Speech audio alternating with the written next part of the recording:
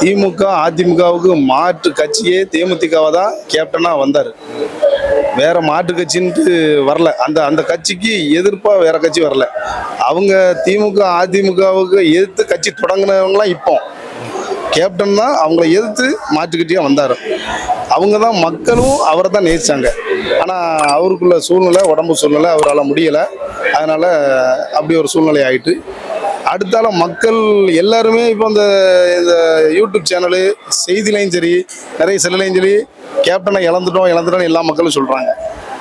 அதே இடத்துல அந்த அந்த மக்களுக்கு சேவை செய்யறதுக்கு அந்த பணியை இளைய பிரபாகரன், அதாவது எங்களோட இளைய கேப்டன் பிரபாகரனுக்கு கொடுத்தா மக்கள் நல்லா இருப்பாங்க. கேப்டன் என்ன சொன்னார்? மக்களை தங்கத்தட்டில் வச்சு தாளாட்டோன்னு சொன்னார். அந்த பொறுப்பை இளைய கேப்டன் எங்களோட பிரபாகரன் அவர் கண்டிப்பாக செய்வார். அதில் எந்த மாற்றுக்கிறது கிடையாது. ஏன்னா அவங்களாம் சம்பாதிக்கிறதுக்கு கட்சி தொடங்கலை. தேமுதிக பொறுத்தல பணம் சம்பாதிக்கிறதுக்கு கட்சியே கிடையாது. அதாவது அவங்க மக்களுக்கு சேவை செய்யறதுக்கு தான் அவங்களோட கட்சி. இன்னைக்கு அவங்க குடும்பம் பாடுபட்டுக்கிட்டு இருக்கு. தேமுதிக எங்களை மாதிரி தொண்டர்களும் நாங்கள் அதில் முழுமூச்சா இருக்கோம். அதில் மாற்றுக்கிறது இல்லாத முழுமூச்சா இருக்கோம். மற்றபடி விஜய் எல்லாம் அவங்க இவ்வளோ வருஷம் பணத்தை சம்பாதிச்சுட்டு வந்தாங்க. அவங்கெல்லாம் இளம காலத்துல இருந்து மக்களுக்கு சேவை செய்யலை. ஆனால் கேப்டன் அப்படி கிடையாது.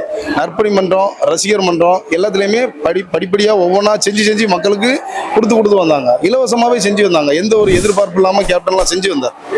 அதனால அவங்க வழியில வந்த இளைய கேப்டன் இளைய பிரபாகரன், எங்களோட பிரபாகரன், விஜய் பிரபாகரன் அவர்களை முதல்வர் வேட்பாளராக அறிவிச்சா மக்கள் ஆதரிப்பாங்க நினைக்கிறேன். அதாவது மக்கள் அவங்கள ஆதரிக்கிறாங்களா, அந்நியாரை கூட சொல்லலாம். ஏன்னா அவங்களுக்கு அந்த திறமை இருக்கு.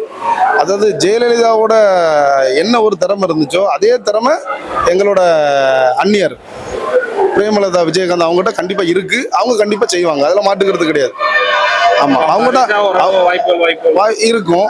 ஆனா அந்த ஏடிஎம்கே டிஎம்கே எப்பவுமே அவங்களோட கட்சி தான் பிரிவினையே தெரியுது. எல்லாமே ஒன்னா தான், பேச்சுவார்த்தைகள் ஒரு சில விஷயங்கள்ல ஒன்னா தான் இருக்காங்க. இப்ப எடப்பாடி திமுகவோட ஒரு டைப்னு தான் சொல்றாங்க.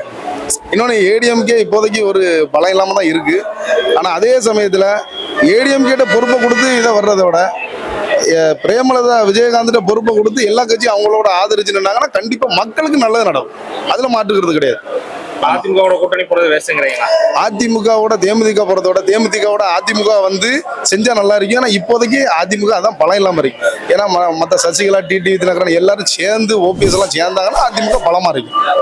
அன்னைக்கு தேமுதிகவுக்கு இருந்து அவங்களுக்கு தேமுதிகவுக்குள்ள பொறுப்பை கொடுத்து அவங்களுக்கு எத்தனை சீட்டு கொடுத்து ஒதுக்கி செஞ்சாங்களோ அது ஏற்கனவே கூட்டணி சேர்ந்த மாதிரி செய்வாங்க. அதெல்லாம் மாட்டுக்கிறது கிடையாது.